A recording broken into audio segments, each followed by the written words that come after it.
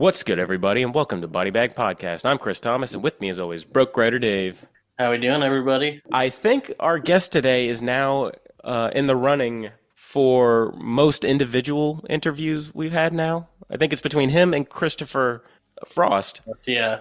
And it's just Christopher Robertson is our guest today, author of the October Society, which is actually going to be our next big upcoming giveaway. The complete October Society is going to be our next big giveaway. Laser Lizards and Cotton Candy Massacre. Recently, Part Toots just came out. Christopher Robertson, thank you for joining us today. Thank you. You guys just can't get enough of Christopher's, can you? No, we can't. Yeah. You just can't go wrong when you gamble on a Chris. No. Definitely not, yeah. I mean, works for Disney. Oh yeah, how many Chris's are in the Marvel universe just right now? Not enough. Yeah, not enough. Yeah. David, please take it away, dude. So, Christopher, it's been about a year since we had you last on. So, what have you been working on in between being on here? That's really been a year. Time really does fly. Yeah. I lose track of. I think last time you came on, you were just getting ready to release Part Toots. Yeah. So I farted part toots out. Sorry. Um, since then, God, there's so much that's gone wrong and not come out and changed around. I released a book called Baby Doll back in February through D&T Publishing, which is a very smutty horror comedy. Mm-hmm. Ooh, very nice. Very, very, very, very, very explicit. I welcome that. Yeah. Yeah, I think the most common response was "the fuck is wrong with you" and "the fuck is wrong with me for liking it." Do you consider yourself like I did a good job when when you get somebody to be like that? Yeah, like my favorite reviews or anything I see myself is like, "The fuck is wrong with this guy?" or "Does he need help?"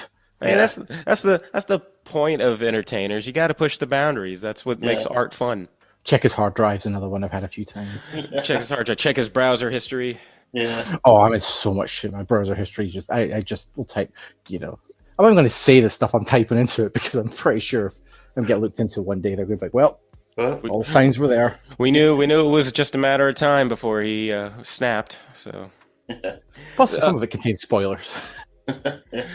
it's so you had mentioned, I was reading up on some of your other books. Can you tell me a little bit about the Godless 666 Awards, So which you are a winner, if I'm not mistaken, of? yeah, so Godless is a really cool indie platform for underground and splatter and horror that you will not find on the mainstream. It's digital only. They support authors really well by giving you like the lion's share of the royalties from your book sales. Oh, very nice. I forget the percentages exactly, but with Amazon, it's like something like 60% you get to keep somewhere in that region, and with Godless, it's 90. Oh, that can't beat that. Yeah, it might have changed around a little bit. It might be a little bit off the numbers, but they're in those ballparks, and it's just been a really good place especially for authors who are just Amazon are not going to promote your stuff. They're not going to email people to tell you about blender babies and stuff like that. Like it's a home to some of the most extreme and messed up stuff. Hey, what was your piece that put you above all the other disturbed individuals? Well, so I do all my own publishing and everything myself, and I'm trying to figure it out as I go. I'm by no means an expert or all that knowledgeable. So I was reaching out and looking for ways to break out of the Amazon self-publishing paradigm, and someone had recommended Godless to me. I think it was a fellow Scottish author, Jamie Court, who writes Sock Puppet Erotica. Okay. I love it. Yeah. Writing that down. He drew my attention to Godless, and I got in touch with Drew, who runs Godless, and made the Cotton Candy be published there. And yeah, it was up there. They ran an awards thing that was entirely voted on by readers. Mm-hmm. Mm-hmm. And I campaigned a little bit for it. Like I made a couple of posts, a couple of little animated videos and stuff, just thinking, oh, I'll go for it, not seriously expecting to get anywhere or anything.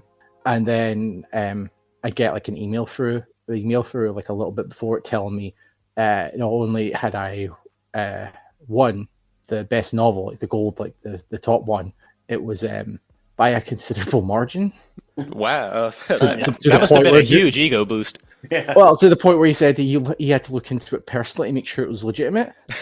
Like, make sure you weren't cheating. Make sure you didn't bribe a bunch of people. Yeah. Talk Yeah, to yeah, them. and he was like, it's like no, and then also that the audiobook came in second place. So like that side really goes to Locke's Productions, like Alana Nicole, who oh, it's so bad. Alana, who does the Cotton Candy audiobooks. You know who who we're talking about if you're listening. Sorry, Alana. Yeah. Um, But speaking of audiobooks, I'm currently listening to My Zombie Sweetheart. Ooh. they went so hard on that. Like, Yeah. Alana and our partner Adrian at Locks, like with the split cast, voice acting, the sound effects. Yeah. I would love to well be- done. Yeah, but what's like the process of taking one of your books and getting it into the audio format? It's actually really accessible for indie authors to do it themselves.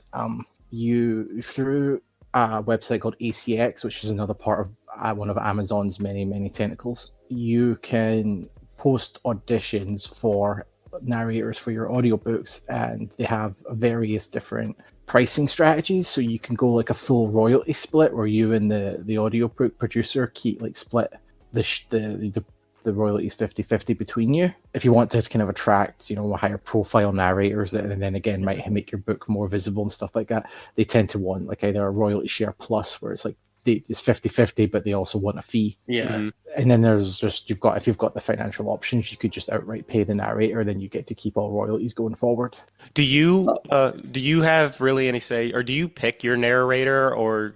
Yes, so you post an audition and usually pick like a couple of different segments from the book, trying to get a range of of who you want to hear, what scenes are going to be most important. Mm-hmm. And people will send you like audition audio files for what you've written. My real worry when I was doing it was I don't want to have to send people rejection emails. I'm such a coward. Right.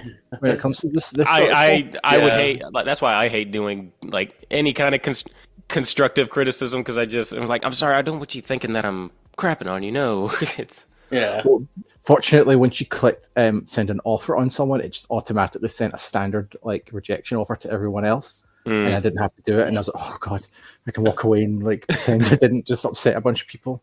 But yeah, that's got to be rough. Yeah, you as an author, it's hard to like just kind of get out there. Yeah.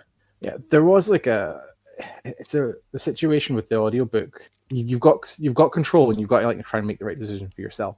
And I did have, I'm not going to say names, but I did have a more high profile narrator who made an offer, wanted to work on the book, because they would have taken a lower cut. They would have taken like a lower cut because they just really wanted to voice some crazy killer clowns. And I was a little bit starstruck because I'd listened to them doing other audiobooks before, and I was like, oh, this is going to be so cool. And then Alana sent in her audition, and if you've read the book, about like Sully and her singing, she was actually singing as Sully in the audition, and I was like, no, that has to be it, because to me that's part of the core of the book is the humor and the meta-ness and the silliness, and she was actually singing as the character in the audition, and she was the only one that did that. That kind of put her above. Yeah, I was like, no, that has to be. If money was no object, and you could have the kind of, I'm gonna steal one of Dave's questions and turn it around. If you could have your dream narrator, who do you think has the voice that would be perfect for one of your stories? If, like celebrity, let's say, if money was no object and you could have them on a feature. I would love the dude who played Kyle Reese in The Terminator to narrate Laser Lizards. All right, that's it. We're going right into laser lizards, because I had a whole bunch of questions on laser lizards. just because I absolutely love how 80s retro it is. And like just the cover alone, I love the 80s VHS or like an old video game cartridge. Yeah, see, if I knew you were going to talk about it, we should have just done this episode on the Terminator or something. Because it's so funny how we just went into that, because I had like a whole bunch of questions for that. I'll just go into one of the questions real quick. When you're writing, first off, this says it is 1999, the future. Yes. A combination of the future and present. When you're writing something science fiction like this, do you just go all out in making the world, or do you try to keep yourself grounded at all in terms of like world building, or do you just go screw it, we're just gonna get nuts? So there's got to always be a internal consistency to your world. So even if it's a completely fictional, made up world, the people that live in it still have to follow whatever laws and physics and Right. things exist in that world. So I never write science fiction or fantasy stuff where I'm just like anything can happen, anything can happen. No, it's got to happen within the realm of possibility, the window of possibility for this world I've created. You could expand that window a little bit as you develop the plot more, or you delve into sequels and things. But I think once you've got established your key themes and key tones and your key concepts, you've got to work with them. Right, you can bend them, but you can't really break them. I would imagine I would have to have like sheets of paper, just like, here are the rules of my place. Just remember this as I'm writing forward, and I would have to just keep these up front and be like, all right, I can do that, I cannot do that. Yeah, I'm not really good at keeping notes though, so I just make a mess and fix it later. Hey, whatever method you got, whatever works. Yeah, 'cause it's working.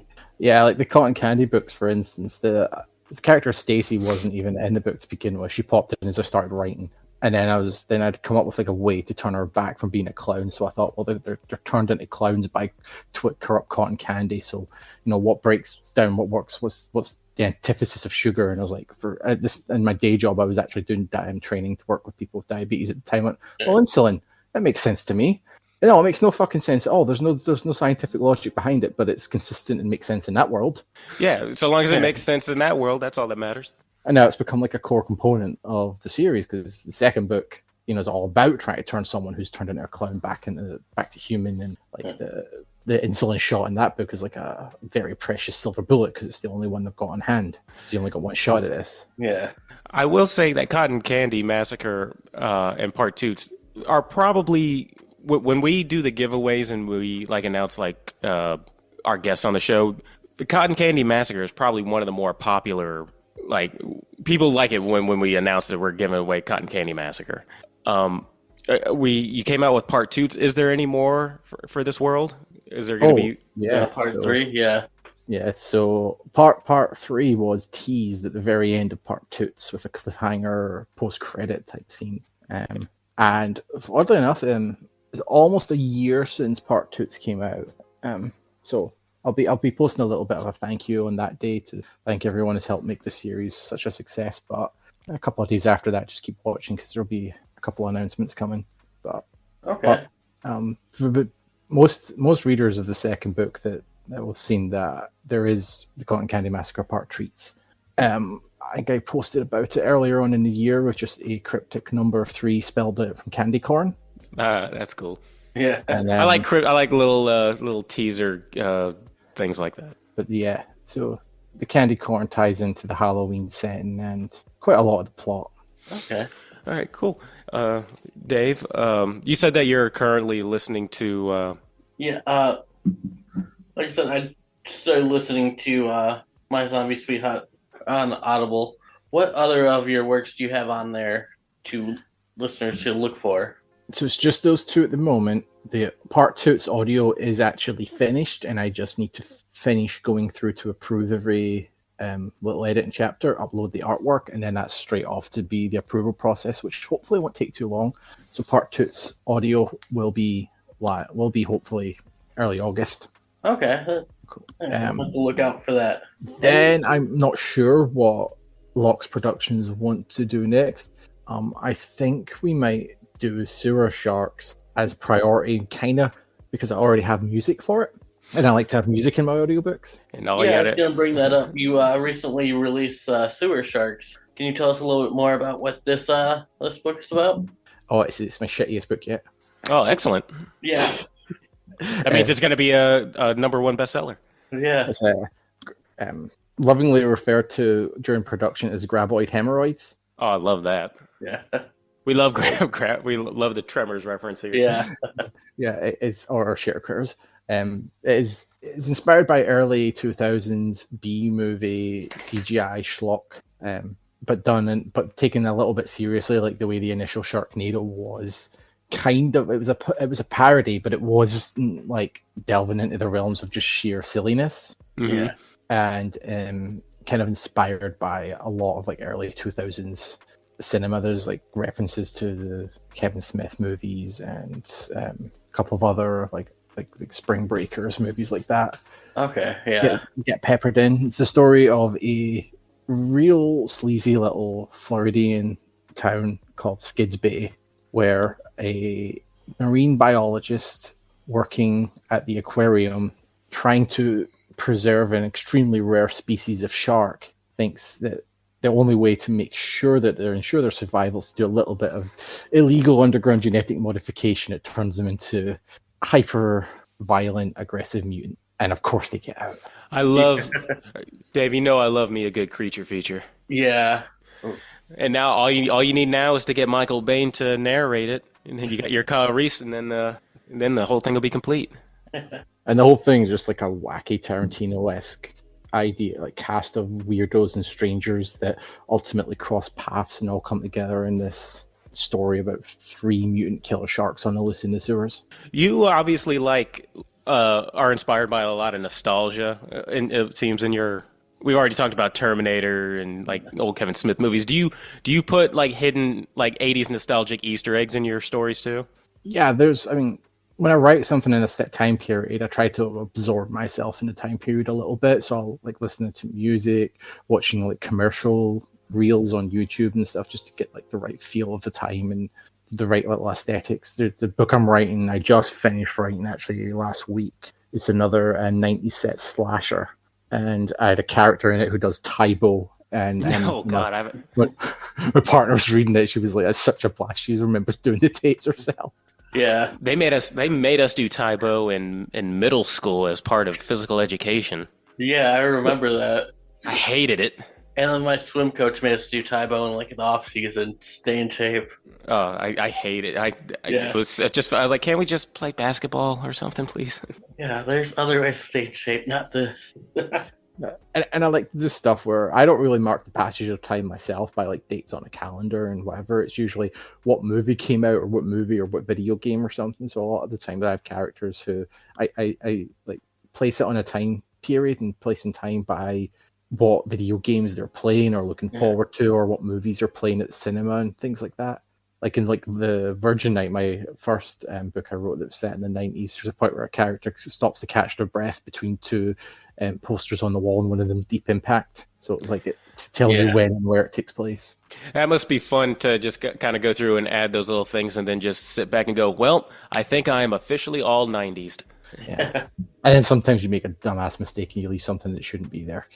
And I'm sure that you'll probably be the only one that notices it. Yeah. And, oh no, one person noticed one thing in Cotton Candy Massacre that didn't exist, and it wasn't widespread in the 80s, and they made it a thing. Oh well. Oh, I guess you would hope that you would have diehard fans that would study your work so much to the point where they would go, excuse me, but Battletoads didn't come out until or something like that. 2 years later after the book. Yeah, 2 years later after this stuff happened. Yeah. So sometimes I could paint myself into a corner. Like, there's a song that I wanted to use in this slasher book that does not even have a title yet. It's weird for me not to have a title when I write a book, but I wanted to use the song because it's a cover of a song from the 90s, but the cover wasn't actually done to 2003 or something.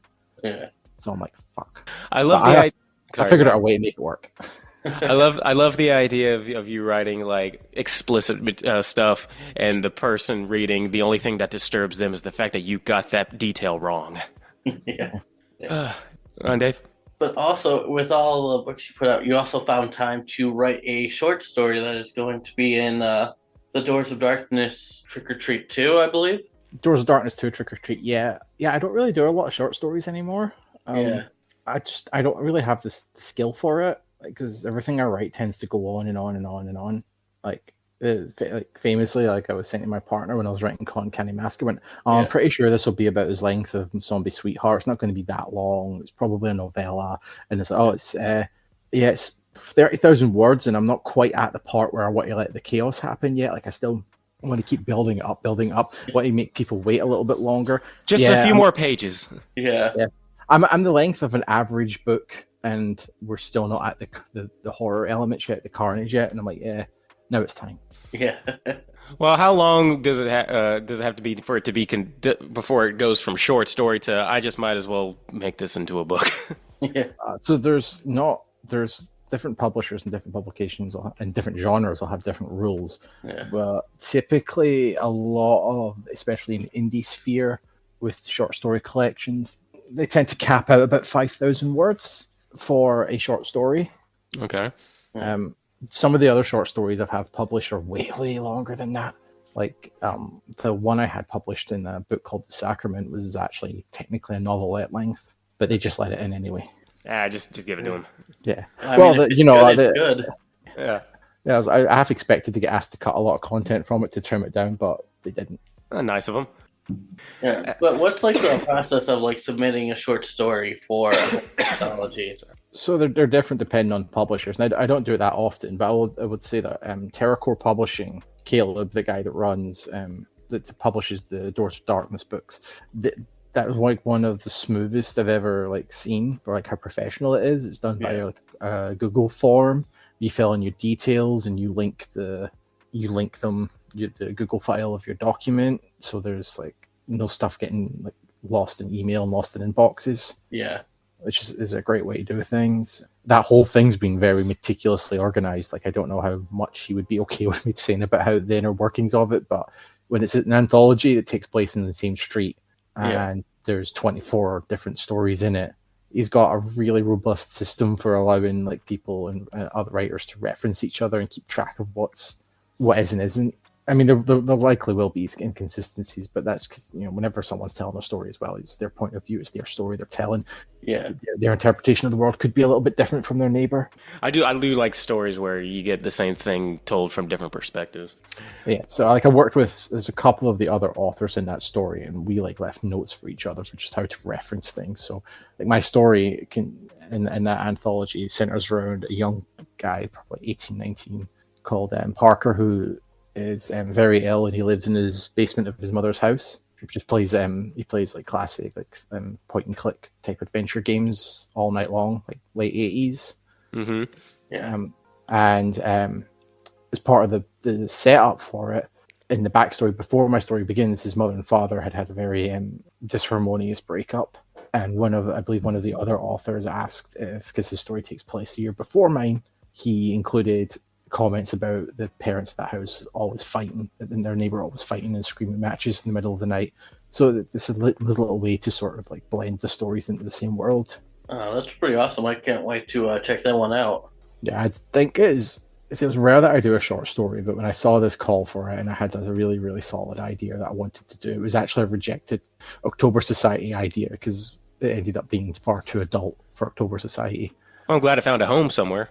Yeah. So I wrote it for this, and I managed to keep the word count under 5,000 on my first draft as well, which is really weird for me. And sometimes just things work out. Yeah.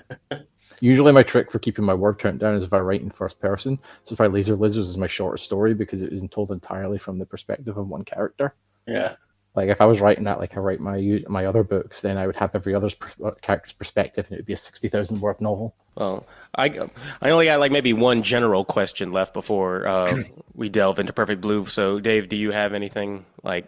I have a question that leads into Perfect Blue, so you can go ahead and ask your question. Oh, okay. I'll just ask. This is just a general question do you have a quote unquote process when it comes to do you have like, I don't know, maybe like a ritual of some kind that you do before going in to read? I know, do you have to have like a setting just right or anything of that nature whenever you start going into your writing process?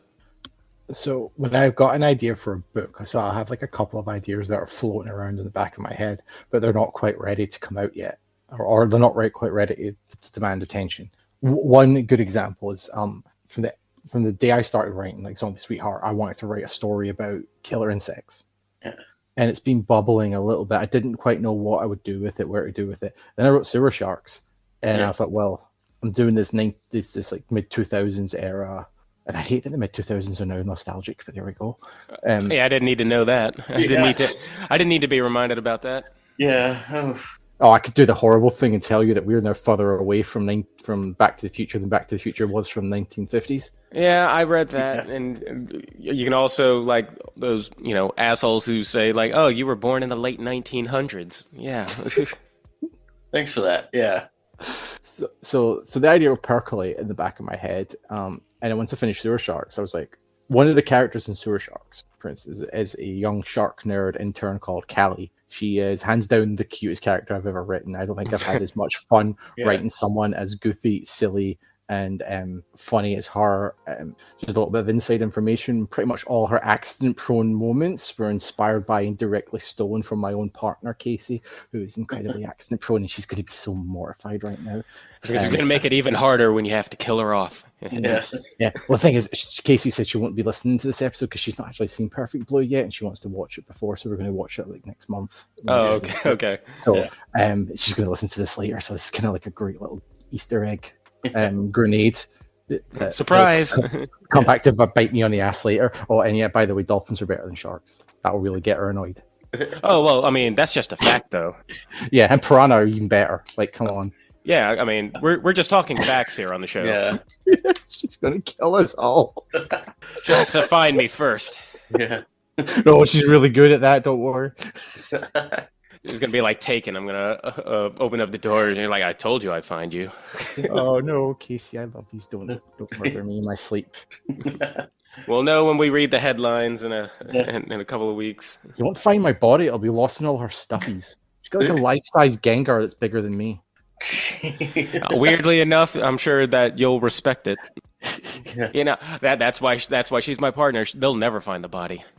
Yeah. So I wanted to do the bugs, and I thought Callie as a character is just coming off a horrible breakup, and I was like, what if I do the bug story as a simultaneous movie, giant killer bugs in another town, and I follow her ex and see what's happened, like what her side of the story was and why she ended things with Callie, and kind of do like a Pokemon Red Blue type thing. Oh yeah. Where it's their companions. They're not really sequels, although there's a wraparound to the bugs that has characters that make it through the first book, and then they're in at the ending. But the bulk of the bugs of the book, Effed Up Bugs, is entirely standalone and takes place in tandem with the events of Sewer Sharks, with a little bit of references back and forth, like the sort of, for instance, the scientists in Sewer Sharks who mess around with the sharks, turn them into mutants. The stuff he uses comes from the mad scientist that's in Effed Up Bugs. So they're like colleagues. That's awesome, yeah. It's all connected. Yeah. That I don't think I have the I don't know if I have the wherewithal to create like a expanded universe of like things that feed into each other. Like connect. I just know that I would be, my place would just be a mess with just like lines. The Charlie Day notes. Yes, my Charlie Day notes. Yeah. I'm smoking chain smoking cigarettes and talking to Pepe Sylvia, who doesn't live here. But Dave, I think you said you had a good question that leads us into our movie of the day. Yeah, so you chose for us to review Perfect Blue. Is there any of your works that relate to Perfect Blue at all? The book that I've been working on, Okay. that I'm not ready to talk about or anything yet, is kind of like the most somber, serious slasher story I've written.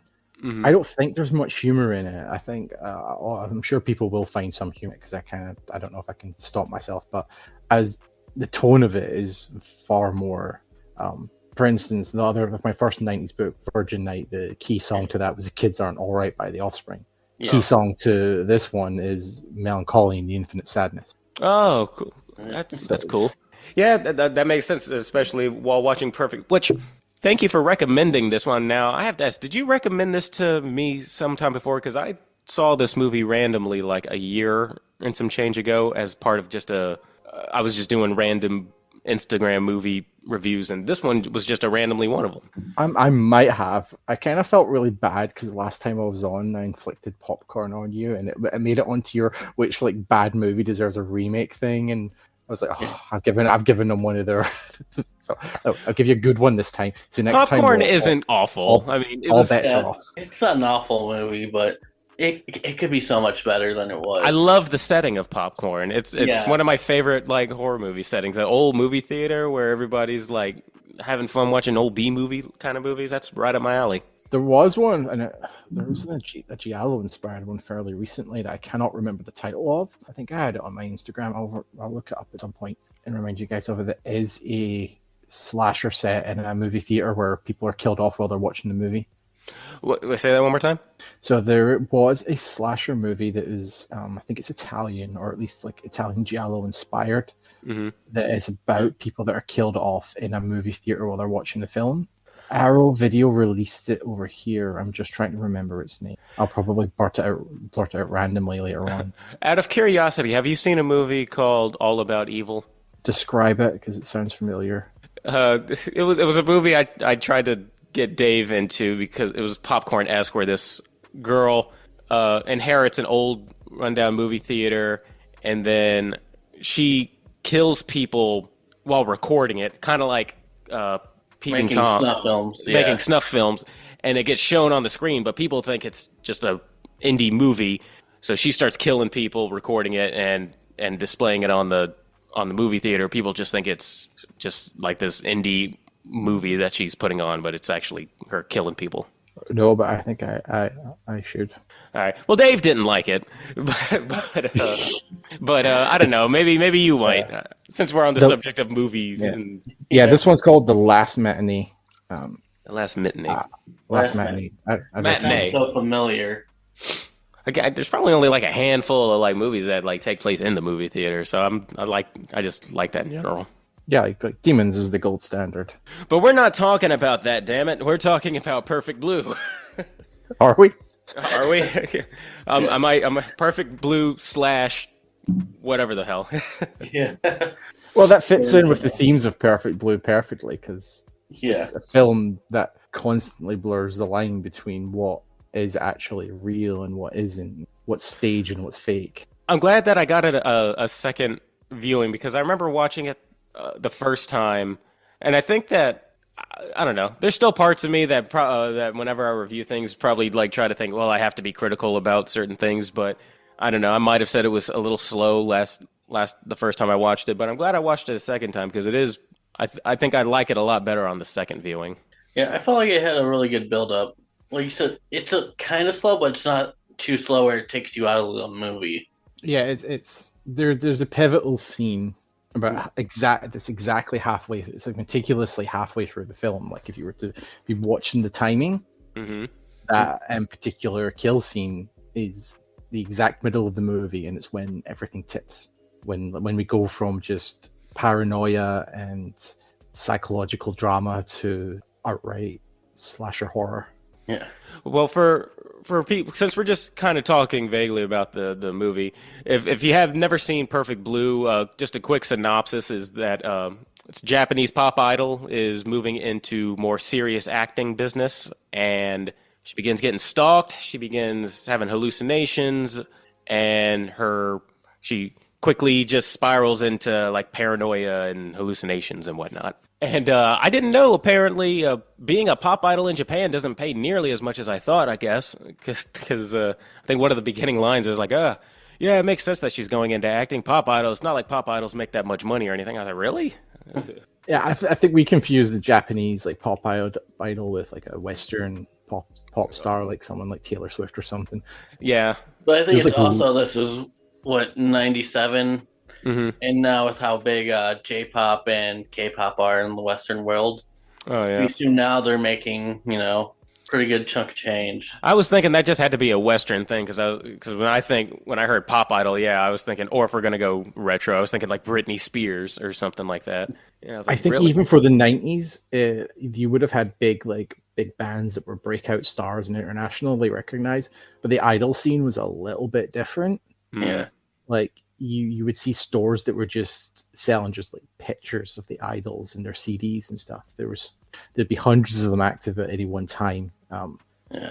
They were treated more like a commodity really than like celebrities. I guess they were minor celebrities because they would have followings and they would have fans, but Yeah. it's such a self-contained and strange world of stardom. Yeah, I But think they kind in the of get window when into it's very that. brief Yeah, as well, like it's touched on in the film, like one of the main character Mima's agents is a former pop idol herself, and how like quickly she was like aged and phased out of it as she grew older and she gained weight because it's an extremely yeah, It's a rough like, industry. Yeah. it's yeah. a very rough industry, but probably would have been better off for her to stay an idol. Yeah, So, Dave, so you said this was your first time seeing it, and I was yeah, talking to Dave. I think you might have ever heard when you heard us blaspheming, comparing it to Scooby Doo on Zombie Island. But this kind of animation, I don't usually think horror, or I don't usually come across a lot of like horror in like anime, unless you're talking about like Coraline or something like that, horror esque, or maybe as of recently Mad God. But yeah. are there any personally? Just I'm wondering, do you have any other like animated recommendations like this? I'm always looking to expand. Yeah. Not straight up like this. I mean, everything in Satoshi Kon, the director's filmography, is worth seeing. He really was like a singular visionary. He's kind of like everything he's done has got this sort of like mature, dark streak to it. That Okay. even though things on the surface that appear quite nice are not. But there's a lot of horror adjacent and horror anime stuff I could recommend. Like anime's been a big part of my life and a big part of like how I even learned to write stories to begin with. That it's been part of me since I was very, very little, which coincidentally I think I saw this movie when I was like 8 or 7. I I don't think that at 8 or 7, I don't think I would have. I don't think I would have had the attention span for subtitles for 8 or 7. I think I would have just been turned off by having to read subtitles. In all honesty, Yeah, I would have needed to have it dubbed at that age. So horror, especially horror anime and manga in the 90s when Perfect Blue was released, wasn't really a thing because it was very hard to convince publishers then to publish anything that would be straight up horror. Yeah. To the point where a contemporary of Satoshi Kon who created a series called Vampire Hunter D oh, I've heard that. Yeah, purposely set this is for like gothic Dracula vampire hunting action. They purposely set the storyline and everything in the future. So there would be like cybernetic horses and cybernetic body parts. It's literally so you could claim it as science fiction. smart. So that publishers would be like, publishers like, no, it's not horror, it's science fiction. Look, there's robots and stuff. Look, the blood isn't red; the blood is purple. It's Yeah. not. Or white if it's in China, which doesn't look right in a lot of cases. Yeah. Yeah. Plus, I imagine with the amount of time it takes to do like hand drawn stuff, you wouldn't want to. You'd be taking a gamble because it takes a long time to do like hand drawn animation, and if it doesn't sell, then you're kind of out of luck. Yeah, typically the pipeline now in Japan in anime is if the manga is successful, it will be adapted. There's certain manga that you just know are going to take off, and the adaptation for them begins like either while it's still in publication or while it's still coming. It's still in its infancy. Yeah. Sometimes there's a bit of a misfire with the popularity. Like Chainsaw Man's a very popular manga, but I don't think the anime hit quite as well. It didn't take off as much as they expected. I think there was like some controversy around the animation style. They made it look too westernized, which a lot of people weren't a fan of. I personally liked it. I thought it suited the story. The story, and the story is like more horror and more adult. Like it wouldn't have suited being super cartoonish. That said, there's plenty of anime that is very Japanese, but not super cartoony and silly, like something like Demon Slayer. Characters might look adorably cute on the surface, but that story is dark. It's got violent themes. It's got some very dark and heartbreaking moments. And then there's Attack on Titan, which is just the peak of anime storytelling. Everything about that is brutal and dark and depressing and so intricate and written in such a way that just gets me stunned in awe every time I look at it, to think of how well seeded every single plot twist and every future revelation was, right back to the very first episode. Hey, Dave, this was your first time. I think this is not my first time or Chris's. This is yours. What was your first impression of it, this being your first go around? I mean, I really enjoyed this storyline. Do you watch anime or anything? I really don't watch a lot of anime, so I was actually pleasantly surprised how good this was. Because there's a lot of times this movie having going, just like, why is all this happening? Why? Oh, that's why it's happening. Because there are a lot of like twists in this story. And it is interesting because it's definitely a psychological thriller, Yeah, and it might be like it feels like you could have told this same story even in live action, which is cool too. Like anime is a lot of hard times. It would be hard to do like anime turned live action, but this one, the story is very grounded, which I thought was pretty good. Yeah, that's the thing that's fairly atypical for anime. It's kind of like it's why it's a great recommendation for people who don't watch anime or haven't watched anime, but also a bad one because you're not going to find a lot along the lines of this. Maybe something like King of the Pigs or something that's like got a similar grounded, realistic tone to it. I think that's why I thought it was interesting as I was watching it, just because when you think anime, or when I think anime, I think there's some sort of I'm not used to watching a slower paced, grounded anime, is what I'm saying. Yeah. And this was a quite a nice surprise, especially like I said, having just went and saw the last one I saw before this was Princess Mononoke over at the movie theater. So that is a very, very fantastical kind of story of talking animals and gods and all sorts of out there things, and then this one, very opposite, a lot more quiet, a lot. Anime is such a broad style and a broad genre that there are pockets in it of more realistic, grounded stories. Yeah. Like one series that I love a great deal is called Hajime no Ippo the Fighting, and it's a very down to earth story of a young bullied boy who discovers boxing and it changes his career. He becomes like a young rookie of the year champion, follows his like professional boxing career through his defeats and his victories, building up like through a considerable number of episodes to a penultimate like fight with who was essentially his like friend and rival from early on in the series. It features like a lot of attention to detail to real boxing techniques and stances, and the science and the physics behind it, and the emotional side of it, and his things like he's like dealing with defeat, dealing with the ramifications of injuries, and what implications it might have for his future. And none of it's fantastical, none of it's ridiculous. Like the probably only part of it that's probably more a little bit over the top is where one of the more experienced boxers gets in a fight with a bear in the woods and wins. But nobody believes it happened to him, which is the really funny thing. Is like, because it's so ridiculous, it couldn't have happened, and no one believes it at first. Sorry, I was looking up this since we were talking about serious like animation. It was gonna bug me if I didn't at least shout out this. I believe it's a South Korean anime called A Silent Voice. Also a grounded, serious anime. I'd have been remiss if I didn't at least throw that out there. We can continue now. Yeah. I mean, speaking of grounded, serious animes, what about Pokemon? Super grounded. I wasn't really much into Pokemon, in all honesty, growing up. It's the only anime I've watched. And I'm still a fan of this day, so.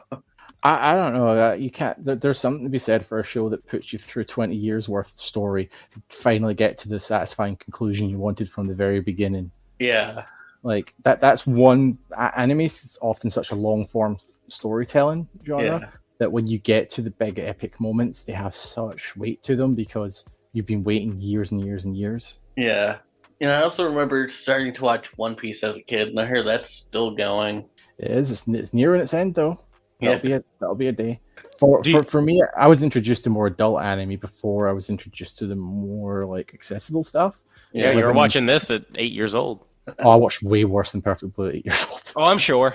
Yeah. I'm sure. Yeah, my mom just liked to indulge my interest, so she would go to the local like rental store and just rent any anime films that she saw. It's how my very first series that I fell in love with was one called The Guyver. It's like a science fiction series about this. I think you might have maybe seen or been aware of the Western adaptations. They did 2 movies, one with Mark Hamill. It's about a guy who finds this alien device that wraps onto his body, and he becomes like this cybernetic warrior. And there's like Sounds like Blue an Beetle. evil corporation that gives people the ability to turn into monsters, and some stuff to do with like alien overlords and stuff. It gets very crazy. They did 2 Western movies based on it. Guyver, Dark Hero. but I fell in love with the original like 12-part mini series, or OVA as they were called, like original video anime. And we were renting all of them, and then she just rent whatever one. So that's how Perfect Blue came home one day, and then much to her disgust and horror, a little film called Legend of the Overfiend, which is generally considered one of the earliest forms of hentai, horror. What was it called again? Legend of the Overfiend. Legend of the Overfiend. Of the over. Just writing that down. Just writing that down real quick. They don't quote me, but I think it might be the first use of tentacles. Oh, well, I'll do my research. Yeah. It's you got to respect the history of the genre. Yeah. We're all about getting the facts straight here. You're diving in, getting all the tentacles. But that actually, as funny as that is what this is why I don't like seeing anime adapted into live action. I mean, I haven't seen the One Piece live action, so I don't. People seem to like it, but there's so much more you can do in animation that you can't really capture in live action. Yeah. Which I feel the same way with like Disney with live action like that, is that I love animation as a medium for storytelling, just because you can make faces more expressive. You can have fantastical things happen, and it makes sense within that world. Yeah, and in live action you can't do the inner monologues that are common in anime. Yeah. So like a single, maybe only a couple of seconds pass in the real time, but you get inner monologues from multiple characters at the same time. So you understand what's behind the blows and what's behind the thought of their fight, or what's going on. Yeah. Yeah, you could have a whole episode just on just the person thinking of what they're about to do next, and then next time. Nothing taught me patience like Goku have his hands above his head summoning the spirit bomb for 20 episodes. Yeah. Next time on Dragon Ball Z, we'll see what Frieza thinks about this. Yeah. Something about monkeys. Something about monkeys. Yeah. And so that's I had a follow up to that, but now all I can think about is Goku now. That's as you should. He died for her sins. He died for our sins, and that's why I think all of us 30, 40-something-year-olds feel tired as we do now, because we all had to give up a piece of our energy for him to make that spirit bomb. Yeah. More than once as well. Like, he kept asking for it. So, that's why I'm tired all the time. Yeah. And he was back at it again in the Tournament of Power, although he didn't take that much. He took it on a weekend where I was resting anyway. Yeah, that was in another universe, so maybe he bothered other people, or in the space between universes. So I think we were left. Yeah, I think I stopped watching after Dragon Ball GT. I think so. Super retcons that and goes in a different direction. That's what I was gonna say. I honestly think that's the direction that entertainment is going nowadays, though. I think we're slowly starting to move away from superhero movies, and I think we're now going to be diving into a lot more anime live action. I think video games. Video games would be yes, the next big, video games, but I also think anime along with it. I think those two are going to be the next big geekdom fan thing that's going to be happening. I think video games adaptations still have that stigma from the early 2000s where it's getting better. They got it wrong every time. Yeah, so did superhero movies for a long time, though. And then it just took Iron Man. And you still had your Tim Burton Batman movies and stuff that were kind of bucking the trend. But I think like Mario Brothers movie was kind of foot in the door saying, we can do video game movies and we can do them right. And we can do them so that they please everyone, fans and non-fans alike. Yeah. I think, I think that people are starting to realize that too. I think what was the last one? It was either Borderlands or Fallout, but so Borderlands not out yet. Fallout was a good example of how it can be done, and it's an original story set in the Fallout universe. Yeah, to be honest, that's probably the best way to go for some things. Like I think, I can see video game adaptations being more series instead of like movies. Oh, with like Last of Us. Oh, story, Yeah, so like The Last of Us, Mario, and Fallout that are all been good examples of it being done well. I think, especially with superhero stuff, it comes down to, can you respect the source material while still making it original and entertaining? Yeah. And you get the Halo show, for instance, where the actor in it's refusing to keep the Master Chief helmet on and wants to show his face in every scene. It's like, no, it's not Master Chief. Yeah. You're putting yourself before the character, so that shows a lack of interest or lack of understanding. A lot of the times you have a character like that, so you can kind of imagine it could be anybody. Yeah, like Henry Cavill quitting The Witcher because they wouldn't stay true to the source material. Yeah, I heard which is funny because that was a bummer because when I think Henry Cavill, I picture him more as Geralt than I do Superman. Yeah. Well, maybe it is because he was a fan of video games too, so he was. I mean, probably very. So I'm sure some days were a very easy paycheck where he just has to look at the camera and just go fuck. Yeah. Well, he got made fun of for going on set with copies of books that were annotated. That's the wrong. That's the wrong attitude to have on a set. If someone's showing up as work and it's not even their job, but they're paying attention and they've got ideas and they've got notes, it's like, no, they care. Yeah, like you don't have to take on board everything he says, but he clearly cares. I love that he's a nerd. I know he's always pushing Warhammer, if I'm not mistaken. Yeah. Never played Warhammer, but it looks fun. You know, I'm completely happy with this just turning into just anime talk, just anime talk in general, just video games and whatnot. I'm fine with this. Well, I mean, it's so hard to talk about a movie like Perfect Blue without absolutely ruining the. Oh, I know. That's what I'm saying.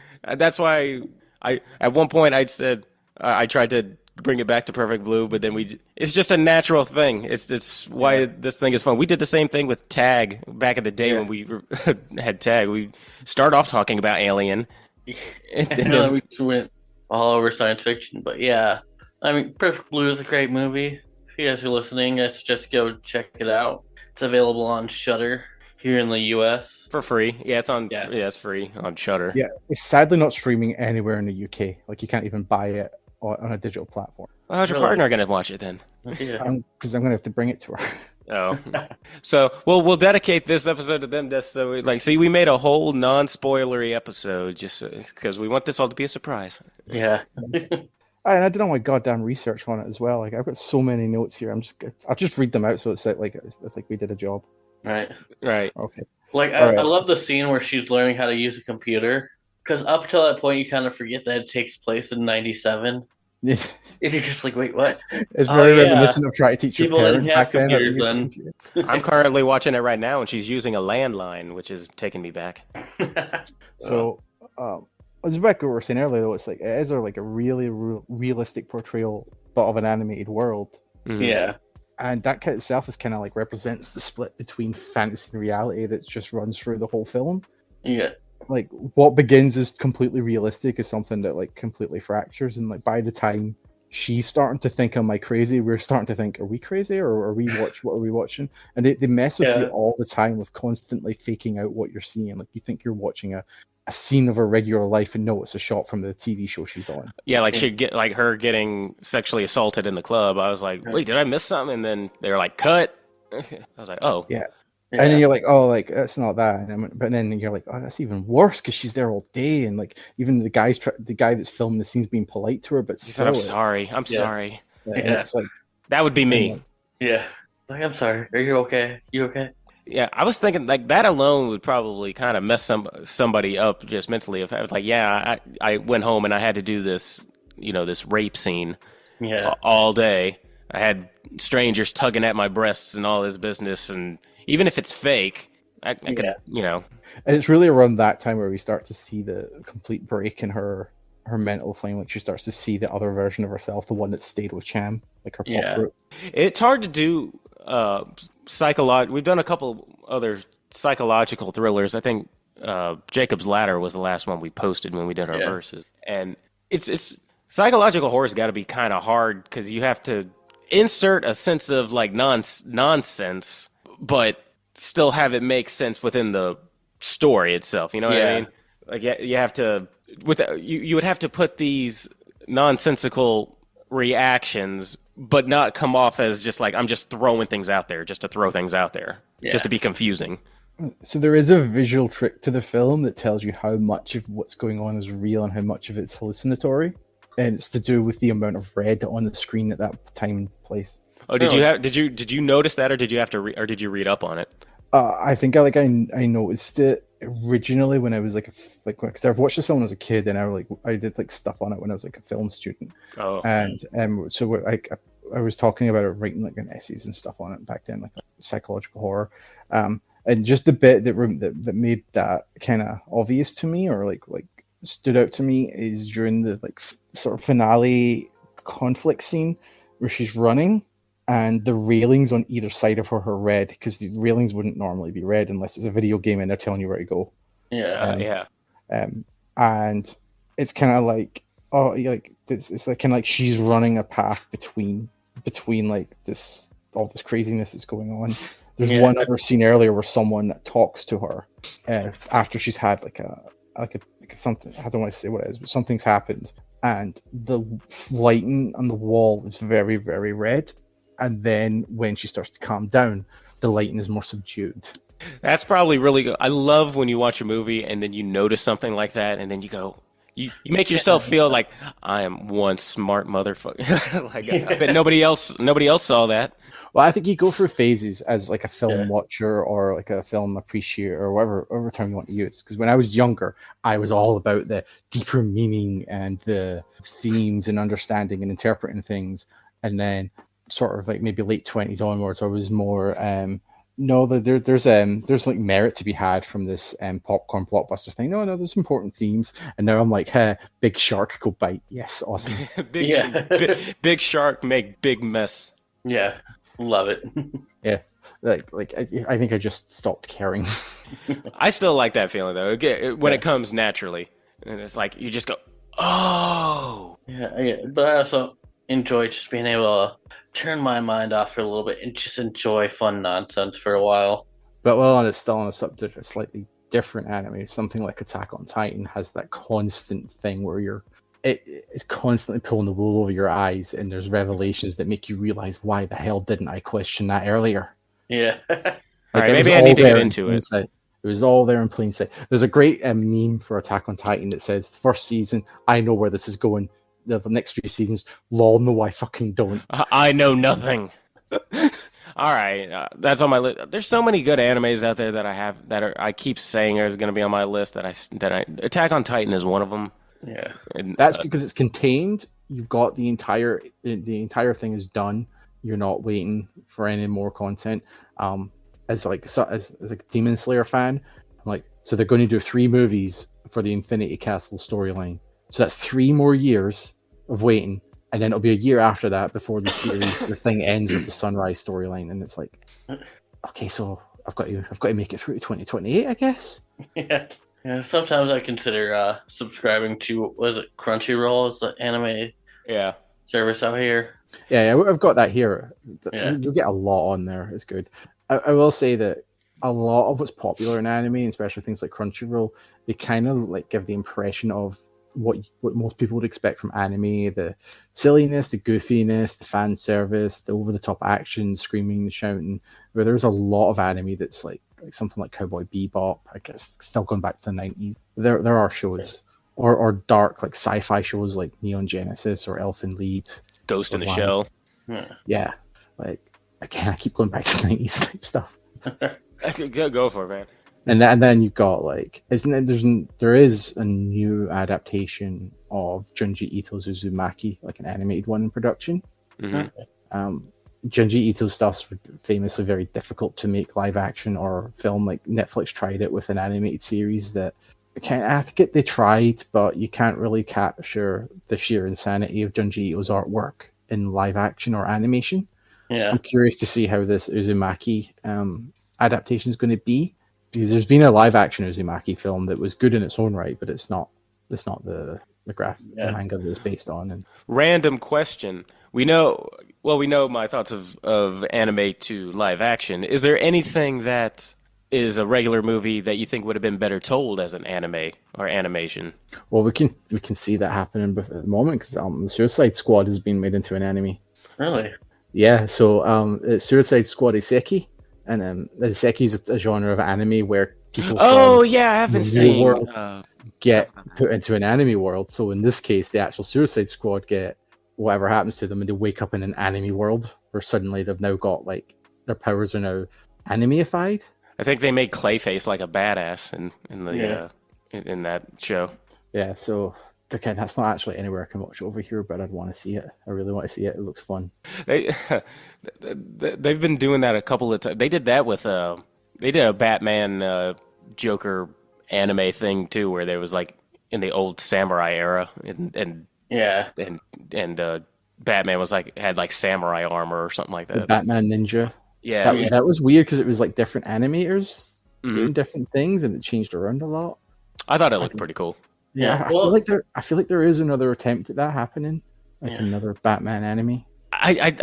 Oh yeah, they're doing something now where it's like a whole different thing where I forget what it's called, but Batman is jacked and he doesn't have any money, and like he's bigger than Superman in terms of like stature, and Wonder Woman has like tribal war paint Yeah. and all that business. Yeah, I know which one you're talking about. It looks pretty cool. I think there was also I've not seen it, but I would like to track it down and watch it. A anime adaptation of Supernatural. Oh, that's you, Dave. Oh, I haven't seen the anime version, but I'm actually currently rewatching Supernatural. I think that would be really good, though. I still haven't like brought myself to try to get into that show. I don't know why. It feels like it would be a match made in heaven for me, but I don't know Yeah. why. I can't get. It's the first season, I think. I don't know. It just felt very rinse, lather, repeat by the time I got to like episode 6. I kind of was like a monster of the week road trip until Yeah. halfway through season 2, really, when the Yeah, they start doing the overlaying storylines of Yellow Eye Demon and then the Apocalypse. I might just have to go back and just try it again because I Yeah. want to be part of the fandom because everybody, especially when it gets into the later ones where they start doing fun or kind of like fun episodes. there's fun ones from earlier on, like when Yeah. there's the one where it's like they keep going through different genres of TV show. Oh, well, I guess maybe I just need to get past in episode season 5. Yeah, that's in There's- season 5. That There's the episode. one where they get taken into our world. Yeah, So they're Isn't on there the one where they production go set of to- Supernatural, and Don't they go to Scooby Doo one episode? yeah, that's in the later seasons. I want to say season 11 or 12. I need to get up to that point, so maybe I just need to, I did find with that show the later seasons, I was missing the monster of the week, just standalone Yeah. episodes more because every episode was leading into something bigger and bigger and bigger. And maybe I'm just being too harsh on it. It's been a little bit of time. Maybe I just need to go back and rewatch it. I do like a monster of a week. Yeah, I think the last one I watched was when they were fighting the Wendigo. that's the second episode. yeah, Oh, that's no. episode 2.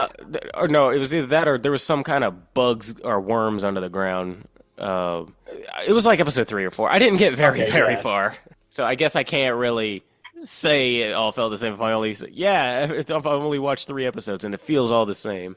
Yeah, There is also there is a Terminator anime series coming to Netflix, Terminator Zero. So you can imagine how much I want to see that. yeah, I heard about that one. It always comes back to Terminator. Well, it's also Terminator, back to John I think Connor. it'll be really good as anime. Yeah, I was, in all honesty, when we were saying that out loud, I was thinking, Terminator would probably look pretty badass as animated. so you don't have to worry about CGI or practical effects. You can just do whatever the hell you want with them. Oh, yeah, as a form of visual storytelling, I think it's really hard to surpass the stuff that anime can do.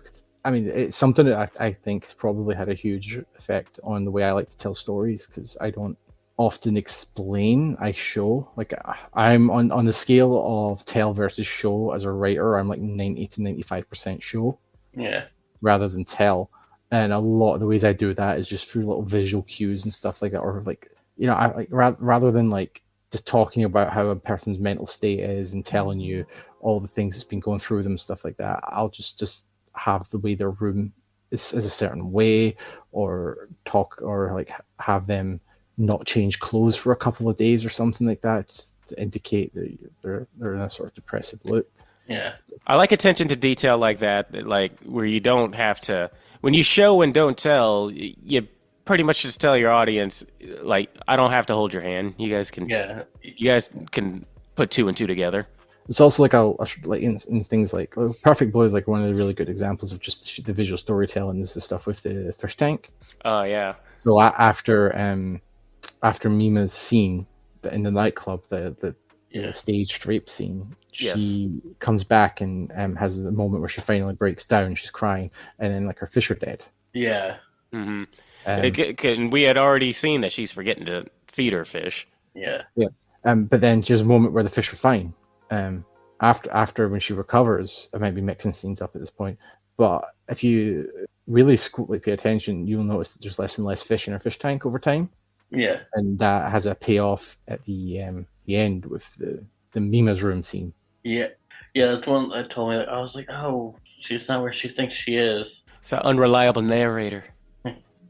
Yeah, or the implication that the person responsible for the stalking of Right. her is far more insidious, and is essentially the implication is that not only have they been in her apartment from early on, they can come and go as they please. Yeah.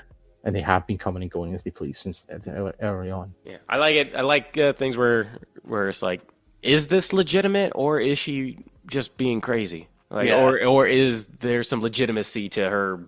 Like, she's not going crazy, but somebody wants her to think she's going crazy. Yeah. There's something I've read that I find it difficult to notice myself because I don't really have an ear for it. But people have said that the voice of her at the end, where she proclaims, "I'm me," I'm the real memer. yeah, it's not the actual Mima voice actress who says it. That would have a cool implication if that's the case. Yeah. That's one I'm not 100% on because I find it hard to distinguish the voices. Yeah. Especially when there's so many in my head laughing, doing the clown voices all the time. Everybody sounds like Pennywise. Yeah. So there's stuff I do in my books that I definitely get ideas from anime, from just doing that little bit of storytelling. Like, so back to one of my favorite examples. It's not perfect, but it's Attack on Titan, and the character of Eren Yeager. He's a tremendous character development. Without spoiling anything, he goes so far from where he is in episode 1 to the final episode that it is spectacular. And a lot of his state of mind and personality is depicted through just the way he looks and dresses. And early on, he's got this sort of boyish and bouncy anime hair. In later seasons, he's got sort of long, lank, almost unwashed hair hanging in front of his face. And then towards the very end, that hair is mostly tied back and neatly arranged. And you could interpret that as he's wide-eyed, he's innocent. When it's in the lank, like hanging phase, he's entering something he doesn't like, or he's dealing with something he's not ready to accept. And by the time he takes it and ties it back, he's finally accepted what has to happen and what he is and what the path forward is. And it's like a maturing and sobering stuff. And I'm nowhere near that level of gifted when it comes to storytelling, but I do a similar thing in the Cotton Candy series with the character of Lee and her hair. Okay. So in the first Cotton Candy, her hair is just badly dyed mess. She's not really taking care of it too much. Yeah. And second Cotton Candy, she's dyed her hair blue, which is indicative of her survivor's guilt in her depressive state. Yeah. Like there's one of the lines that I had in my head when I first started, when I visualized her, what she would look like and what she'd be like in the second book, and I had her reunion with a certain character, and she'd be like, "Lee, you're blue," pointing to her hair, and she's like, "Yeah, new hair, same bitch." Like, and that's got to be cool seeing your characters like grow over the course of over the course of time. And I will continue it when eventually people see Lee again. Not in the third Cotton Candy book. I think I have to be upfront about that. Is people expect or have wanted, if the third Cotton Candy book will show what's going to happen with Lee and the other characters have made it out, and there just isn't a place for them in this particular story. It's someone else's story, but the series isn't over. This is just build a little tension. Yeah. This is I would say an 80 to 90% standalone story that spirals the events from previous books out into the bigger world. Okay. And but bring everything that's sort of been simmering together. Like it is planned as a quadrilogy of stories. And is it a buffer to get from like 2 to 4? If anything, this was originally what I had in mind for the proper full-on sequel, and Part Toots began life as sort of maybe like a novella, a tie-in, bridging the gap, but there's just too much story to tell. I gotcha. That it couldn't just be in like a little standalone novella, and there was even like a lot of content from it that. Like one of the parts of Part Toots is that the clown in it has 3 very colorful, crazy clown dogs that help her in her like little shenanigans that she gets up to. I had written or penciled out like rough drafts of several flashback scenes that show how she met these dogs and it added like a lot more gruesome kills and stuff to the story. But then when I was putting it together, and I was like, I don't like the constantly leaving the scene, the setting, because the sort of vibe and inspiration I wanted for the part twos was more like Saw. Like, it was a isolated, singular location, make the most out of it, and a lot of like nasty games to play. And the story was just, if I kept jumping away every couple of chapters to another flashback, I just felt like I was taken away from what was going on there. And I do it once kind of in the book, where a character tells a story, but he's telling it directly to another person, so it's like it's still within the confines of the fun castle. Like, I never wanted to leave the venue. That's cool because like standalone stories also are pretty cool when you have like just a world that you can just build on. Yeah. So what the Cotton Candy Massacre Part Treats was like would have originally been that what I'd envisioned when I started writing. When I was still writing the first book, I was like, okay, if I do a second book, this is the setting and this is where it's going to be. So all those ideas just kind of got shelved and eventually become what's essentially the third book. That, in terms of scale and like length, is probably the same size as the first one, just because the setting is huge. It's a bigger cast of characters. There's a lot of moving parts, and it's not so much a buffer, but it doesn't concern the good guys. So it doesn't concern like Lee and anyone else. I don't want to spoil who else. That's okay. You can be vague. Yeah. It doesn't concern Lee and the other survivors at the moment, but it will very much concern them down the road. And just ... You'll have to wait and see what happens. Yeah. So there's a character that was introduced in part two who was I had always had in mind as the sort of key antagonist / protagonist of the third book. Like, she's essentially Lee without, I won't even say the goodness, because Lee's a morally complex character that's done a couple of shady things herself, but there's a lot of like honest reasons why she is, and she's not malevolent. And even again, this character, the villain of Part Treats, isn't malevolent either. What she's doing, what she wants to do, she's doing out of absolute love. It's just a very dark and twisted love. Okay. Yeah. But if you read part two, you'll know who she is and why she's certain. There's people out there listening right now. You know what he's talking about. Yeah. You know why she's very angry. I always enjoy that when you have like an antagonist that you see why they're doing it. You're like, what you're doing makes sense to me. You're not doing it just because you're a terrible person or anything. You have a reason why. Yeah, it's like a Negan type villain. Like, yeah, you come across as like, you initially meet them and you think they're like, well, I did it the opposite way around. When you initially meet this character, she is a good guy. She's a good friend and a good like counterpart for Lee. She's like supportive. She's on Lee's side throughout the entire book of part twos. Yeah. And when it came to writing what happens and how that doesn't stay the case and everything, that was always the plan. That was always what I wanted to do. And that pain and that anger carries forth into her doing something very, very, very, very tragic. Yeah. Okay, so essentially, Cotton Candy Massacre Part Treats takes place on Halloween night. The series is ticking inexorably closer to the end of the 80s. Yeah. Began in the summer of 1989. Part Toots took place in like late summer, early autumn of 1989. Never Halloween night. I'm counting. The series is counting down to the very, very end of the 1980s and the end of this era of splatter horror. And into the more tame 90s. So Hannah, who was a character who was in Part Toots, was locked up in the fun castle with Lee, was revealed at the end of Part Toots to be the best friend of Sully, the clown from the first one, and discovers that Lee was responsible for killing Sully outright at the end. Yeah. She doesn't, in the heat of the moment and the pain of everything, she doesn't let it process that Lee didn't really have much of a choice. Yeah. She just is so consumed by her rage, but also by the stuff that she's found out about the sort of supernatural element that's the backbone of Cotton Candy Massacre, the fact that Bonko the Clown almost came back from the dead, and that there is more to this world than makes sense.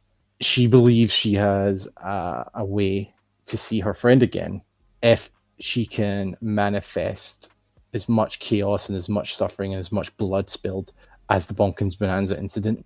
Okay, yeah. We'll make sure like to let you know when this will come out, so Yeah. we don't It put that won't. out It there won't spoil before. because Yeah. I think it's next week or something. I'm going to drop the plot synopsis, but Okay, then Okay, yeah. this should be fine then. yeah. So she is whether her goal works or not is completely up in the air, but But that's essentially the gist. Yeah.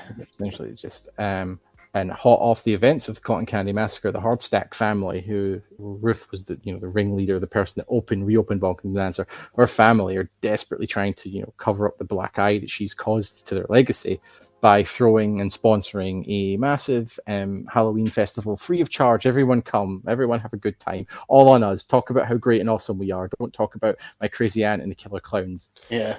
Don't ask questions, just have a good time. Yeah. So there's a lot of people go to this town on this Halloween night. Kind of a lot of people that wouldn't say no to a bit of free candy. Yeah. Yeah. And when is this supposed to be coming out? Oh, I've not set the exact date yet, but it will be mid-October. Mid-October. Okay. Oh, just in time for Halloween time. Yeah. I like my seasonal releases and seasonal settings for my books. Yeah. It's the ultimate way to get into the season. Yeah, like I've got a Christmas book that's coming out like December. Like if I wasn't able to get it out in December, I'd just wait till next year. Like it just isn't. I'd want it out. Although it does mean I end up working on these things out season. So I'm sitting listening to like dark Christmas music in like March. Does that put any pressure on you? Like, I have to get this done by Christmas. I mean, it's pressure I put on myself, but I'll start it well ahead of time, knowing that I want to do it. Like the Chris, like, so Cotton Candy Massacre Part Treats, I started writing, I would say September of last year, but I'd already had like most of the plot, 90% of the plot was already in my head. Like there wasn't much of a hold up when I started writing it. Like I knew exactly what I was doing, who the characters were, where it was going. Although I did do a little bit of randomness to it. There's a pivotal scene maybe towards the end of the first act where one key character dies, and I just did a Robert Kirkman and flipped a coin to decide who it was, and like the plot unfold from there. So I kind of had like the big set pieces in head, and like I knew that the antagonists were and what were, but this particular character that lives or dies, this scene was a flip of the coin. Okay. Yeah. That's pretty awesome. Yeah, which one gets it essentially was a coin flip. Yeah. Sometimes just leave it up to chance. I mean, that's how Robert Kirkman picked who dies in The Walking Dead. Yeah. I think when he rolled the die and it was Glenn's turn, he was like, oh, People are going to feel some kind of way about this. Yeah, I think he's like, just blowing on the dice hoping it moves. Well, it's going to be Glenn. Well, hopefully it'll be quick and painless. So both though, that and the last motherfucking Christmas, which is the Christmas. No, I'm gonna have to censor that title for Amazon and stuff, but Yeah. Amazon can just deal with it. No, I'd like people to actually read it. Yeah.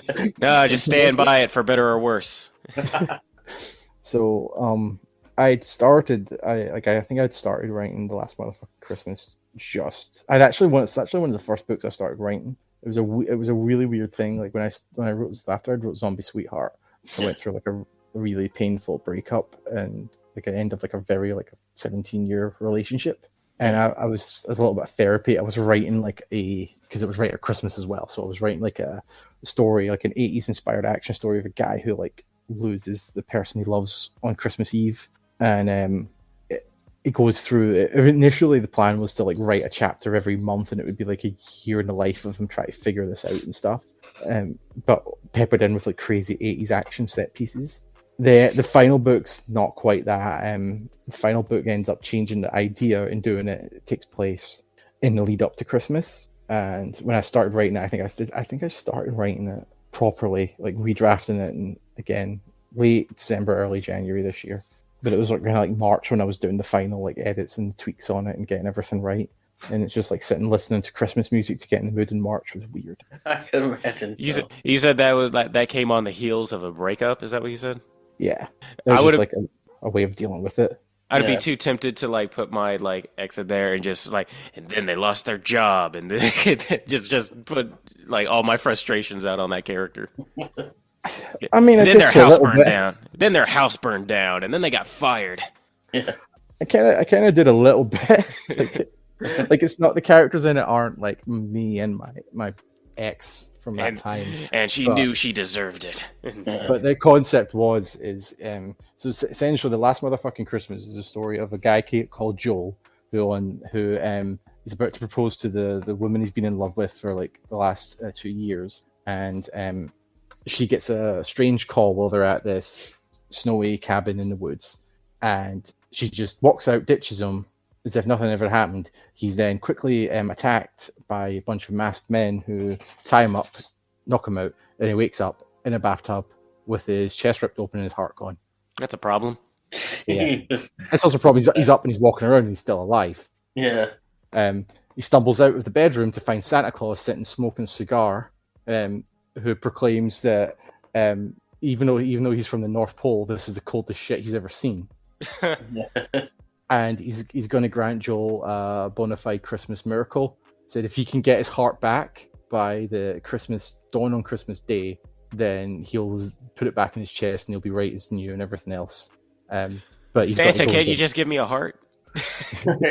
No, he's got to do it himself. He's got to earn the Christmas miracle. So he goes on a 80s style action adventure saga that involves triads, underworld gangs, organ harvesting, and giant mega criminal organizations as he tracks down where the fuck his heart is gone, packed with like references to Jackie Chan movies and Die Hard and everything else I could cram in there.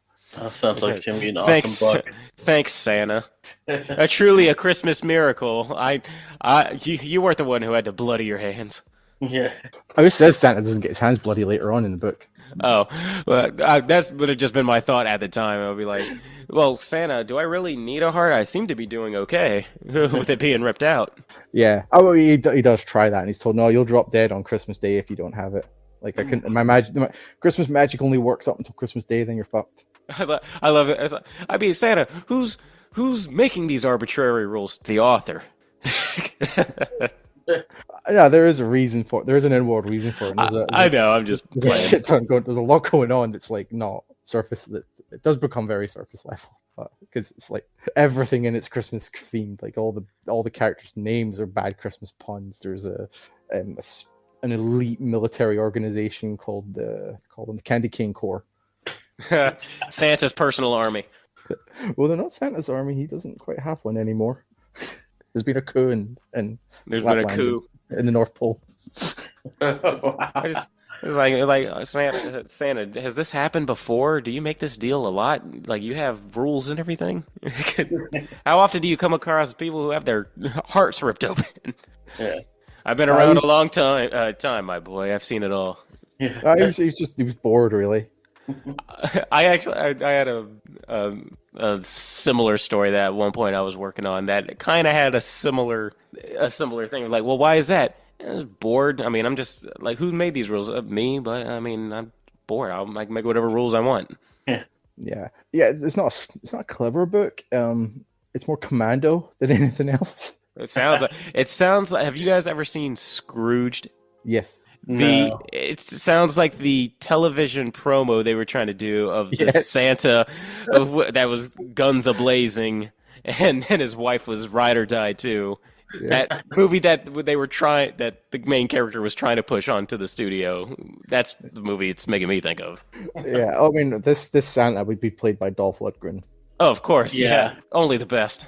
You know, it'd be like his ex would be like Sharon Stone. It would be Kurt Russell as Joel. It would be Dolph Lundgren as Santa. He needs to give the speech from Blade Runner. Danny DeVito was the voice of Rudolph. I would definitely watch that. Yeah, it's definitely not a family friend. I mean, Rudolph is a porn addiction in this book. So. Well, now we have to hear the eventual audiobook for this. Yeah. Oh God, yeah, that would be fun. Yeah. You might not be able to get Danny DeVito, but I'll play Rudolph. I'll play nearly free of charge.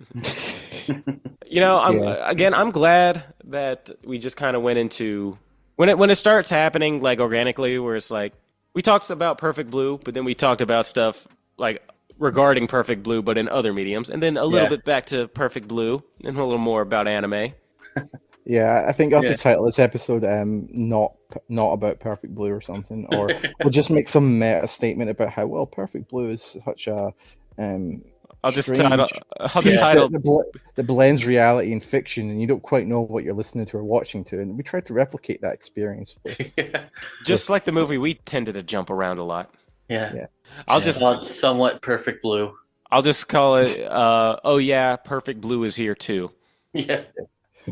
I know. I do feel bad because if there's one film that I would encourage, like it would be on my top 10 films of all time list. It's never going off that list. Perfect Blue's on there. Well, I think we it is talked a really plenty good about it. movie, Yeah. I think we talked just enough about it to get people a little interested, but not enough that we like spoiled the ending or exactly what happens. Yeah, things away, yeah. Which is kind of what I want these when we have guest interviews. I kind of want that to be the new thing where we can just talk about it like broadly and like other stuff that relates to it without giving away like the ending or the whole thing.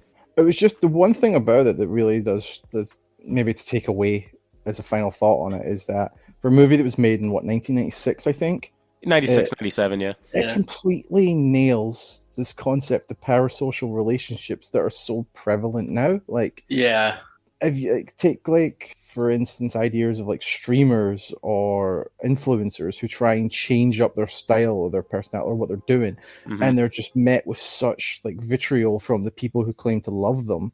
That they're not real people. They're the image of what you think you are, and you can do that to yourself. Like I definitely do that to myself as a writer, where I'm thinking I have to write a certain kind of way. B-movie, splatterpunk, silly stuff, and sometimes I get the urge to write something that's completely different. Like I've had a steampunk fantasy idea kicking around in my head for a while, and it's just like, but that's not really me. And the people that want to read me, do they want to read something that's not got horny clowns fucking and swearing and Dolph Lundgren Santa Claus and mutant sharks? Like, I imagine like once you kind of like developed like a fan base who sees your work a certain kind of way, I guess it does kind of make you scared to kind of take a chance to do something a little different. Yeah, even when I announced The Last Motherfucking Christmas, people immediately assumed it's a horror story, and I'm like, okay, there's violence in it and there'll be some gore because it's 80s, but it's an action. It's good. It's in the back of my mind, it's Home Alone and Die Hard and Commando and The Last Action Hero. Yeah, there's no real horror to it. I guess say there's no real horror to it. It's probably bits that people will think it's like extreme or whatever, and that's just the way things go. Like I said, I didn't think this one book I was writing was funny, and yet I'm pretty sure people will find some humor in it. I imagine a bit. Massacre was that gross. Yeah, I imagine like if that's the kind you get used to a certain kind of way you write, that I imagine that will just kind of slip in there just unconsciously. Yeah. And it'll just seem tame to you. Like, oh, I didn't even really think that was that bad. Or I didn't think it was that funny, but apparently people thought it was hilarious. Yeah. But I could definitely relate to if I'm sitting writing and I could almost imagine like the way Mima has the pop idol version of herself. Yeah. Is that how you see yourself? You're telling herself. Yeah. No, it's the clowns in my head. Like they keep like I try to write something else and they're like, just kill her, just set her on fire. And I'm like, no, I'm trying to write a letter to the bank, and it's like, no, tell them you're going to burn it down. I'm like, I don't actually have clowns in my head. That's just a thing that I'm making up. You're just always trying to suppress your inner Joker. Yeah. Well, there's just one. But we do thank you for coming back on here and recommending Perfect Blue to us. Well, thanks for letting me get to go and relive it again because it's been a little bit. And Dave I got to enjoy it for the first time. Needs to expand his repertoire into anime. Yeah. And in the meantime, I guess a week from now, but it'll be like about 3 weeks in the future, you'll go ahead and drop a little juicy teaser for your upcoming project. Yeah. I'll be, by the time this comes out, I hope even the cover part treats will be. It's currently with the artist. I've seen a sketch and I'm very, very, very happy with what he's sketched. It is badass. And also that the punk band, the Antibodies, who wrote and performed the song for Sewer Sharks, have composed an instrumental for the book itself that will go on the audiobook and it'll be on the soundtrack and everything for it. But it'll be the second time. It'll have its own original instrumental theme, which is just something I couldn't even imagine having before. And Yeah. That's thanks to the awesome antibodies who like they reached out about wanting to do something like song for one of my books a while back, and they've done music for like Trauma and things like that. Really cool stuff. Oh, that's cool. Yeah, that's awesome. Yeah. Now if only they could if I could get an in with Uncle Lloyd at Trauma, they could do Sewer Sharks. Yeah. They don't even need to film it in Florida, right? We could just get like a little stretch of New Jersey and pretend it's Florida. That'll work even better because it'll look just wrong and funny. That sounds amazing. Yeah. And I also believe I'll say it out on this thing that probably the week before this drops, we're going to go ahead and do our big book giveaway, which is going to include October Society as well as Cotton Candy Massacre Part 1 and 2. Oh, that's very kind of you. That's a lot. I usually do. I'll do 2 giveaways usually. One I'll have a certain amount of stuff, and then a secondary prize. So I enjoy doing them, and everybody gets really into it, and they always get excited when Christopher Robertson is dropping some books into the. When some of his books are in the prize giveaway. Yeah. I'm always overwhelmed and incredibly appreciative. I don't understand why. You're just scared of success is all. I don't understand why they like it. A lot of things scare me, yeah, especially like the pigeons. But yeah, but you do got a legitimate following, especially on Insta. So I know a lot of people will be looking forward to this upcoming giveaway and your announcement. Yeah. This is especially nice. This is the first year without a new October Society book. And every time I say that, someone asks me, does that mean there's one next year?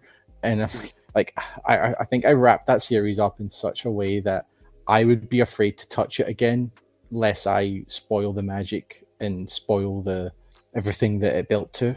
I'd much rather something just end on a high note with people wanting more rather than like losing its luster. Yeah, people wanting RDJ back as Iron Man. It's like really. I'm not going to Matrix for it. Like I would return to the world. Yeah. If I could do it in the right way, it would have to be the absolute right way. And I think for that idea, I'm only maybe about 20% of the way there to what that could look like and how it could work. So you're saying it's possible? It's not. I mean, there's no point in me saying I'll never do it or anything like that. I would like end up writing. I'm sure certainly enough people love it that I feel like I would owe it to them. But I have ideas and ways. Maybe do a little bit more in that world without like spoiling the original. Like one idea I've batted around for a little while is doing perhaps like a standalone Christmas special. I was about to ask if you would it be better, kind of like how you were talking about with part trees. Would you have just maybe a nice standalone for that world? So I thought I'd do like a Christmas special that takes place before the first book, and that way it doesn't mess with any of the overall plot lines, and you can just get that. It could be its own thing. PG-13 nostalgia in a slightly different setting from the main books. Because there's lore and story reasons why the stories always take place on the main story always takes place around Halloween. So taking place at Christmas would be a little bit different, but there would be an in-universe reason for it that would make sense. The dream goal for the October Society for what I would love to achieve with it, but I'm just wary of doing this because it would require like fundraising and taking people's money up front, which I'm very wary of things like that. And like I much prefer to like be able to the transaction. I actually like to be hands off with the money as much as possible as well. Not really. I can't. Well, it's not really practical to run a website from Britain because most of the people buy my books are like American or Canadian, so the export fees would be ridiculous. But like, it's just it will always weird me out people buying my books, and I think if I was selling books at a convention, I'd be so like weird taking money. Yeah. Mm-hmm. I don't know. It just makes me uncomfortable. Like I wish I could afford to just give them away, but like they cost a lot of money to put together and put out. Yeah. Like it's not like editing and cover art and stuff. It's not cheap. But you hear that, everybody? Like you can't rush success. He's thinking about it. He's thinking about it. What I would love to do, and I've spoke about this with my audio producers that do the other books, about if we had the funding to bring on a couple of extra voice actors, because the October Society is always. It's like 6 different children and they're telling a story. If we could get like a small team of maybe like 5 or 6 different people that could be assigned to certain characters that do different distinct voices, and then do it like not as an audiobook, but as like YouTube episodes. Like every single story is an individual episode with some like minimal animation. You know, like I don't know if you guys are familiar with YouTube channels like Lo-Fi Girl and stuff, where there's just like repeating looped animations. It's things like that are unique to each episode. Like just maybe like a couple of looping static, almost static, but slightly animated images. Like nothing expensive. It's awfully expensive to produce, but atmospheric. And the one key thing I would love to do then doing that is to like replicate the commercials for real, because the books have fake commercials in them. This whole thing sounds like a very exciting undertaking. It was just it's the financing it is not something I could do out of pocket. Yeah, that's always what it comes down to at the end of the day. Yeah. And then it's looking at the idea of kickstarting and things like that, and I'm not good at managing anything like that and promoting things and running that sort of stuff. And I would have even that first idea how much money it would actually take. I suppose I could be proactive and look into it and speak to some animators and stuff. But it is something I would like to do. It's just not something that's necessarily easy to do, but it's why I've held off on the October Society being an audiobook, because the October Society season 1 is my second best-selling audiobook, my second best-selling book, like by quite a considerable margin. And I would, even if it was an audiobook, I would like to have a full cast. Yeah. Because there's just too many different voices. Yeah. But I would love to have it animated. Well, if it ever comes to fruition, I'll do it for free. Sounds like a fun project, so if you need a free voice actor, I'm available. I will charge a moderate fee, but you'll get what you pay for. So Dave, you'll get Dave for free, but you get what you pay for. But I'll earn every cent that I charge on my recording fee. The practicality. I mean, I'm writing this down that you promised that, Dave. I'll do it. I would legit do it too. It's doing audio books is something that we've like tossed around before. An idea of. Yeah, I would say because you guys have got good chemistry together and you do record together. If you were able to, offering like multicast and dual cast and split cast and stuff like that is great for audiobooks. Yeah.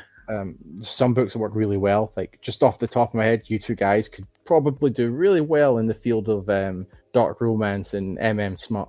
I like that. Dave, you hear that, Dave? Experts in the field of dark romance smut. Yeah. Just some male on male smut. You guys could. That's how I'm going to start introing our show from. Oh yeah. You guys know what time it is. It is Body Bag Podcast time. With Chris Bo. I had a name. I do these recordings. Chris Boner and David. Chris Boner Barnes. I do all of my recordings in the nude. Oh, joke's on you guys. It's roasting here in Scotland. What do you think I'm doing right now? Oh, it's 100. It's 100 and something degrees over here on the East Coast. Yeah, it's pretty hot out here too. So. Yeah, but those Scottish aren't built for heat. So if it's a little bit warm, we're dying. It's Mad Max. Most people don't have AC out there, so. No, I mean we are probably we're starting to see more AC stuff on sale over here. Yeah. But it's not a standard. It's not like a built-in. Yeah. But thanks again for coming on and spending a hot 2 hours of nostalgia, of animation, of just pop culture in general. Yeah. It's a really fun episode to record. And we appreciate all you guys still listening. Have a good week, everybody. And thank you guys for having me back on, especially after popcorn. Yes, and next time we do Terminator. Yeah. Hey, everybody. Thanks for listening to Body Bag Podcast. Be sure to like and subscribe and leave us a comment as to what you'd like to hear us review or any horror movie topics you'd like to hear us rant and rave about. And while you're at it, you can find us on Twitter at BodyBagPod and on Instagram at BodyBagPodcast. Thanks, and we'll see you next time.